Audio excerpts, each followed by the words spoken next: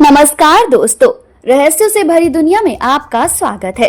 महाकाल मंदिर के कुछ ऐसे रहस्य जो आपको चौंका कर रख देंगे, जिनके बारे में शायद ही आपने कभी सुना होगा। तो चलिए उन खौफनाक रहस्यों को जानने के लिए वीडियो में एंड तक बने रहिएगा। नंबर 1, महाकाल के नाम का रहस्य बहुत ही अद्भुत माना गया है।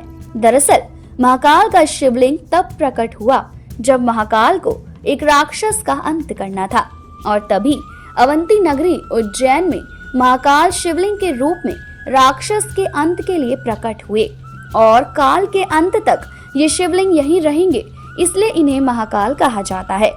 नंबर 2, जितना प्राचीन ये महाकाल का मंदिर है, उतना ही रहस्य में यहाँ होने वाली भस्म आरती है। कहा जाता है कि महादेव ने राक्षस के वध के बाद उसकी राख से अपना श्रृंगार किया था और फिर वहीं पर स्थापित हो गए थे। तभी से इस मंदिर में महाकाल की भस्म आरती की जाती है। नंबर 3, उज्जैन का एक ही राजा है जिसे महाकाल कहा जाता है।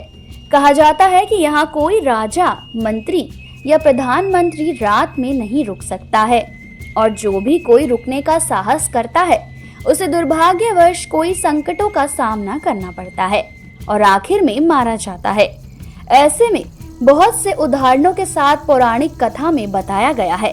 राजा भोज के काल के बाद से उज्जैन में कोई राजा रात में नहीं रुक सकता।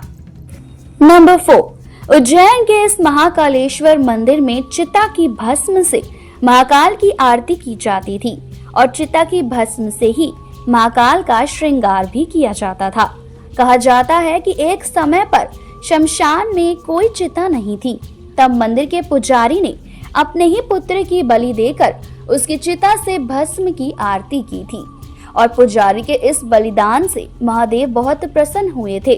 तब महादेव ने पुजारी के बेटे को जीवन दान देकर ये आशीर्वाद दिया कि आज के बाद उनकी आरती कपिला गाय के गोबर से बने कंडों की राख से की जाएगी, और उसी दिन से आज भी ऐसा ही होता आ रहा है।